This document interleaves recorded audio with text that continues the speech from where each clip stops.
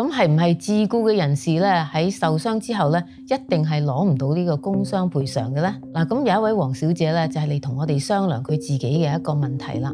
咁佢咧就係做呢一個腳底嘅按摩嘅工作啦。咁同個僱主咧亦商量好之後咧，佢簽咗好多文件嘅。咁其中一份文件咧就係註明咧佢嘅工作咧就係自僱嘅人士啦。咁公司咧就係會發一個1099嘅文件俾佢咧去報稅嘅。嗱，咁但係佢嘅工作上面咧，好多啲客戶咧，佢都係要喺度等客戶上門啦，過嚟嘅時候啦，咁佢又要做好多比較粗重一啲嘅工作啦。咁而且咧就係僱主會固定啦，佢咩時間要返工啦。咁同埋咧，佢係邊一個顧客咧係佢自己做，或者咧有啲顧客嚟到嘅時候咧，僱主可以分配俾另外嘅按摩師做㗎。咧有一日咧，佢就係彎腰過長時間咧，佢起身嘅時候咧就覺得背脊非常之痛嘅。咁到最後咧，佢都係唔可以再去上班啦當日。咁於是佢就開始同僱主咧就有一啲投訴啦，同埋咧就同佢話俾佢知啦，可能咧佢喺工作上面咧就係受傷啦。嗱，咁但係僱主咧就係話你已經簽好晒全部嘅合約啦。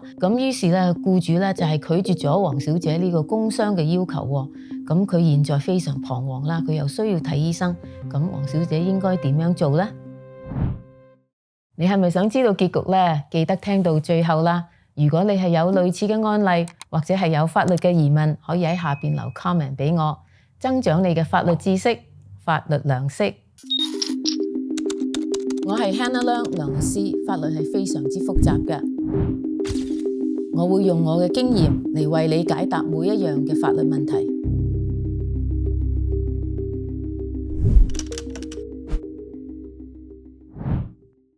嗱，咁如果咧你同僱主咧就係簽咗呢一個自僱人士嘅合約嘅時候咧，咁係咪等於咧你就係冇呢個員工嘅福利咧？嗱，咁如果你係正式係自僱人士嘅時候咧，咁當然僱主咧就係唔需要提供呢個福利係俾你噶。咁但係當然個大前提就係已經決定咗你係正式嘅自僱人士啦。咁如果咧日後咧就係有呢個錯誤分類嘅問題嘅存在嘅話咧，咁呢個咧就係另外一個睇法啦。嗱，咁如果咧你係簽咗合約咧，就係承認咗自己係自僱嘅人士嘅時候，咁到底法律上面咧係咪一定就係承認你就係自僱嘅人士咧？嗱，咁原來咧我哋再要睇咧就係有幾個因素嘅。咁我哋首先咧就係要睇下到底你個工作上面工種上面啦，係唔係呢個僱主咧係有好大嘅控制性嘅？咁加上咧就係你工作上面咧係自己係有決定權係有幾多喺度。咁如果咧根本性質上面咧你應該係員工的話咧，咁雖然你係簽咗呢個自僱人士，而且你自己係承認咗你係自僱人士，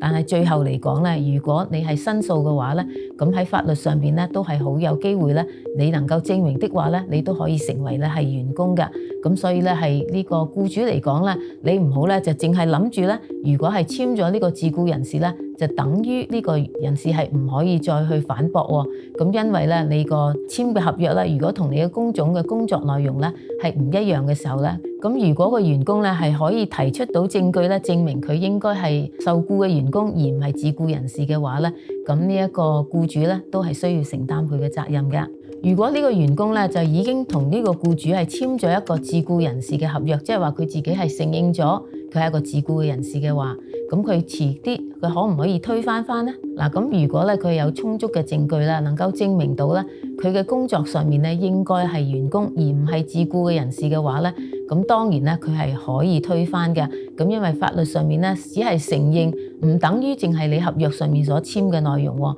佢係要睇下你嘅所簽嘅內容係咪同你實質上面嘅工作性質係一樣嘅。咁如果你個工作性質咧係表示你應該係員工的話咧，咁喺法律上面咧佢係會承認你係員工而唔係一個自僱嘅人士噶。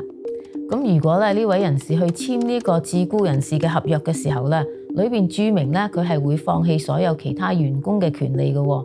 咁到底到最後咧，如果知道咧係錯誤分類咗，而佢係真係員工嘅話咧，咁到底佢可唔可以追討翻員工嘅所擁有嘅權利咧？咁當然啦，呢一個合約咧就係不合法㗎啦。咁同埋咧，如果到最後佢真係覺得咧係錯誤嘅分類，佢應該係員工的話咧，咁佢都係可以追討翻全部員工嘅權利嘅。咁佢簽咗呢一份合約咧，應該到最後嚟講都係無效㗎。咁如果咧公司僱用呢位人士嘅時候咧，已經註明咧呢個係全職嘅工作啦，咁係你要日日都要上班嘅。咁但係咧，佢亦常講明咧，就係佢出糧嘅時候咧，佢只係會出呢個1099嘅啫。咁到底咁樣出糧嘅方式合唔合法嘅咧？咁如果咧呢一個員工根本咧就正式咧係我哋所謂叫做係 employee 啦，佢應該嘅出糧嘅時候咧就係用呢個 W2 噶。咁如果咧就算呢個員工自己係願意或者係承認咧可以用1099嘅時候咧，咁呢個咧都係唔合法噶。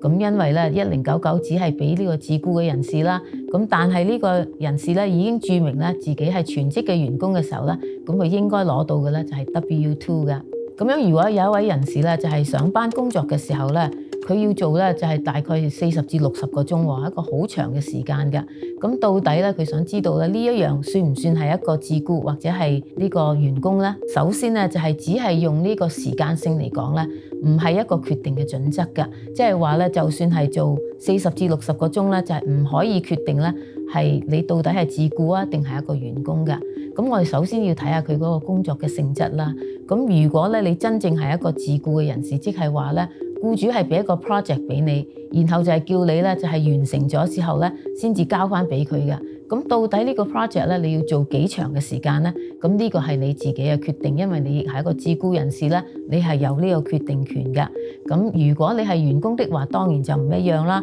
咁你係上班嘅時候咧，咁如果你係做到係超過咗40個鐘一個禮拜嘅話咧，咁呢啲咧就變咗係超時嘅工資啦。咁所以咧，只係時間性嚟講咧，係唔可以決定到咧到底你個分類咧係邊一樣為準㗎。咁但係你分類完之後咧，咁係睇下你個分類最後嘅結果咧，咁你就可能咧就係有權咧就係攞翻你超時嘅工資啦。如果咧有一位人士咧就係只係同一間公司工作嘅時候咧，咁到底咧咁可唔可以判斷到佢係自僱人士定係員工咧？咁首先咧，如果只係同一間公司工作嘅時候咧，我要睇下佢個原因啦。咁如果係因為呢個僱主咧註明佢係唔可以接其他嘅工作啦，而且佢一定要喺佢嘅公司裏邊上班啦，咁講明咧佢係用啲乜嘢嘅工具啊，佢嘅時間啊，佢做啲咩工種嘅話咧，咁好有可能咧呢個人士咧就變咗係其實應該係員工噶。咁因為咧佢係只係同一間公司工作，而且呢間公司咧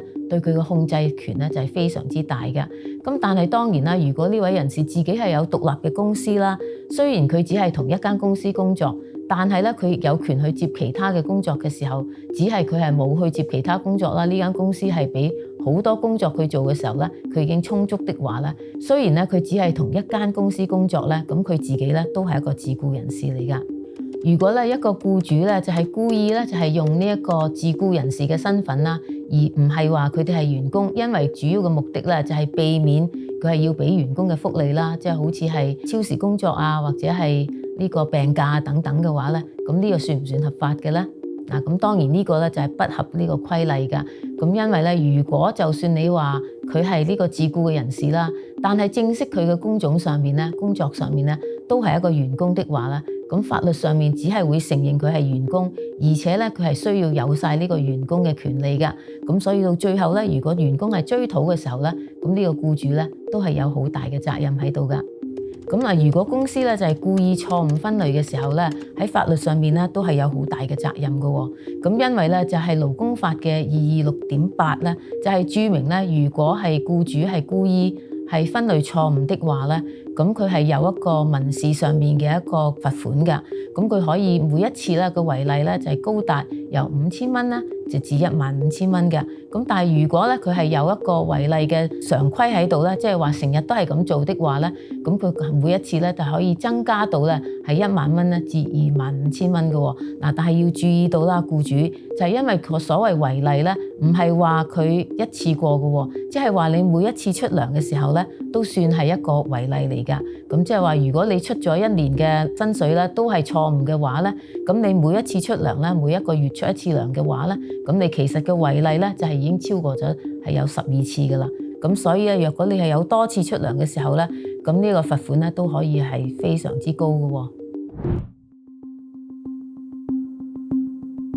咁我哋咧就同黃小姐咧深入了解下佢嘅案件嘅。咁因為主要咧我哋要睇下啦，黃小姐到底佢嘅客戶來源喺邊度啦？咁係邊一個係提供呢個工作嘅工具俾佢啦？咁同埋佢自己咧嘅時間性嘅安排有冇呢個限制？咁我哋綜合晒黃小姐提供嘅資料啦，同埋證據之後咧，我哋都發現咧，應該咧黃小姐係可以係成為一個員工咧，係應該得到呢個工傷嘅賠償㗎。咁就係咁嘅情況之下咧，代黃小姐咧已經係入稟咗呢個工傷嘅案件啦。咁但係喺咁嘅情況之下咧，大部分嚟講咧，保險公司咧最後咧都係願意喺庭外和解嘅。咁因為咧雙方咧都唔想因為呢個小事咧而係引致到去到法庭度打官司啦。咁黃小姐咧係得到一啲醫療服務啦，又攞到一啲工傷嘅賠償。咁到最後咧就係康復咗之後咧就係返工嘅。咁大家都係有一個圓滿嘅結局啦。